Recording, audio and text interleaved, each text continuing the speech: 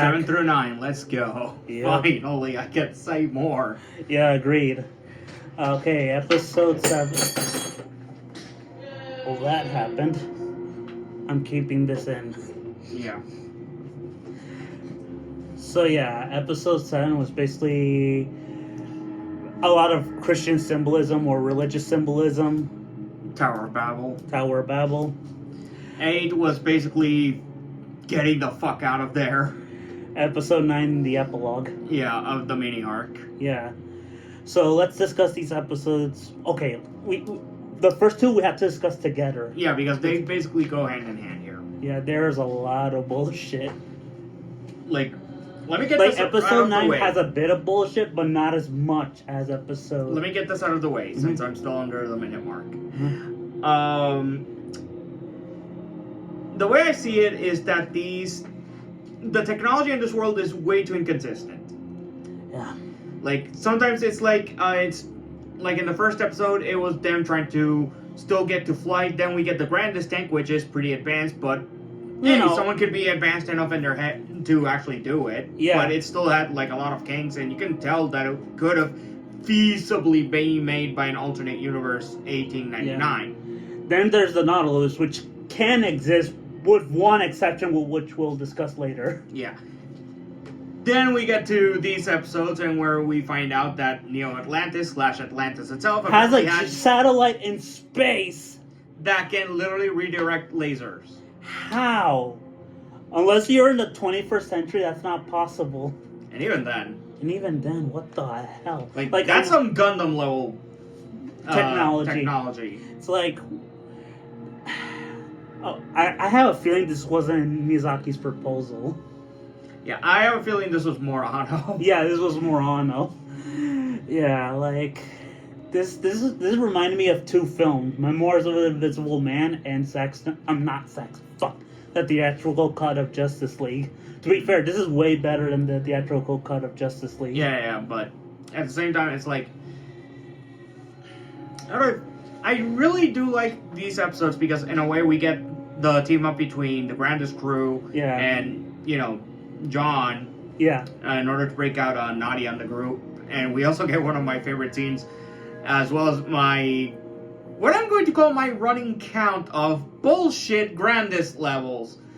Because, let's face it, Sanson and Hansen, was it? Yeah, like Sanson has superhuman strength. And Hansen is literally the guy who made the Grandest tank. Like, okay, that him making the tank, I have no problem. It's Sanson literally bending steel, capturing both arms of a mech and destroying it while still holding it. I call bullshit. Like that scene really confused me because I couldn't tell if that was supposed to be cool or comedic. I call it both. Comedically cool. Yeah, which doesn't work. Especially in this established universe. Yeah, like, aside from that, we do get to see more of how Gargoyle, the leader of the... He's a monster. Ku Klux Nazi clan, as I'm gonna call them. Because I'm not gonna call them what they... I'm gonna call them what they actually are. They're Neo-Klux. The Ku Klux Nazi clan. Yeah. Yeah, like the Nazis don't exist yet, but fuck it. That's what we're calling them. Yeah. So yeah, their whole deal is they basically want a revitalization of Atlantis. And Gargoyle and all its technology, weapons, and so forth. Yeah, they want to restore the Atlantis Empire. And Gargoyle seemingly knows, Nadia's parents. Yeah. Which, okay, here's my theory. I have a theory that Gargoyle, and, I could be wrong, so... I'll let you know if it's wrong. Okay, that Gargoyle is Nadia's uncle, and, yeah, that's my theory. Alright. Keep in mind, because I play Super Wars X, I do know a lot of the spoiler levels here. Alright. But yeah, so yeah, that's my theory until we get to that episode where I get called out. Yeah. But yeah, let's talk about Gargoyle, because this guy is This probably guy is actually the most sort of threatening, actually. He's probably the most monstrous character on. I say that, but there's also like this random point in the episode. I literally called it earlier, where the music changed and it sounded like he was about to like the beginning notes of a Disney villain song. You remember the point? Yeah. The music in those two episodes really are random. They're like GT random. Like I don't mind the soundtrack, but at the same time, it's like there needed to be a bit more balancing. Yeah, exactly. Like it's good. It's just you needed to put it in a different scene. Yeah. Yeah, and let's the technology aspect. They have a satellite. I'm like bullshit, horse shit. Like it doesn't make sense. It doesn't make even if it was like 12,000 years ago. By that extension, it should have fallen down a long time ago. Exactly. Like in Megalopolis, the Soviet satellite falls. Yeah. And I'm like, how does that movie, which is entirely bullshit, is more accurate than this? Yeah. And I love Megalopolis, but this. Yeah. Anyways, to continue on here. As for the epilogue episode itself, it's a nice cool down, as well as introducing the Grandis crew to the Nautilus crew. Yeah, and Grandis going full like love struck for Captain Nemo, which to be fair, Nemo without the hat is fucking hot. You do you. I mean, I'm bi-curious. It's going to be a sort of plot point, really. The one-sided love between Grandis to Nemo. Yeah, I'm like, okay, I believe that. I believe that. And how much of a personality change she does whenever she's near him. Yeah. Like, she goes from boisterous, loud, and tomboyish to almost demure, ladylike, and, you know. Mm-hmm. And, also Hampson, there was a crush on Electra, which is nice, okay.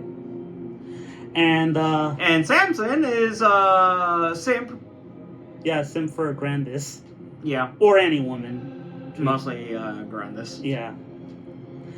And, we also get to know Nemo a bit more. Like, we get to see a bit more of the guy, but we still have way too many mysteries. Like, at the end of the episode, he has this crystal blue water. And he's playing, like, music that apparently Nadia's mother used to play. No, the melody sounds like something she heard from her mother. Yeah. And it almost literally put her in a trance where it almost got her to go straight to Nemo's room. Yeah, and can I tell you my theory on Nemo? Go ahead. He's friends with Nadia's parents. Again? You're close on one thing. What? It is something based on Nadia's parents. Mm-hmm. He does know who the parents are, mostly because, without... how do I put this? It's a Luke Skywalker scenario. Oh, shit. No. Yes. That's not true. That's impossible! Search your feelings, you know it to be true. Yeah. No! And Nemo is Vader. No, that's not true. He's Nadia's dad? Yeah, I told you, when I say that Super Wars X spoils a bit, it spoils the fuck. Who the hell is Gargoyle? Gargoyle, if I recall, it's explained much later. I can't spoil that yet. Alright. But yeah, that actually makes sense considering oh my god, I just realized something. But you could even tell even before that, because there's a lot of, if you notice the character details of him trying to avoid the gaze of Nadia, but him only looking at Nadia once he sees it's her. Yeah. As well as if you notice the skin tone, the eye colors. Yeah, the fact that he had even the hair color to some extent. Even the Atlantis symbol, which I never noticed. Yeah. Thank you, sir.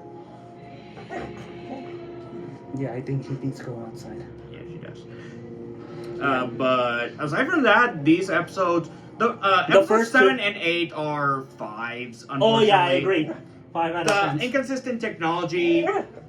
And some... Really, the music being out of place, the bullshit, a mixture of tones. Yeah. Like, don't get me wrong, Gargoyle himself is a threatening villain during these episodes. He's probably Arnold's most I mean, the threatening. guy literally as a means of a threatening Nadia to reveal where John is, or who John is. He threatens a little child and a baby lion.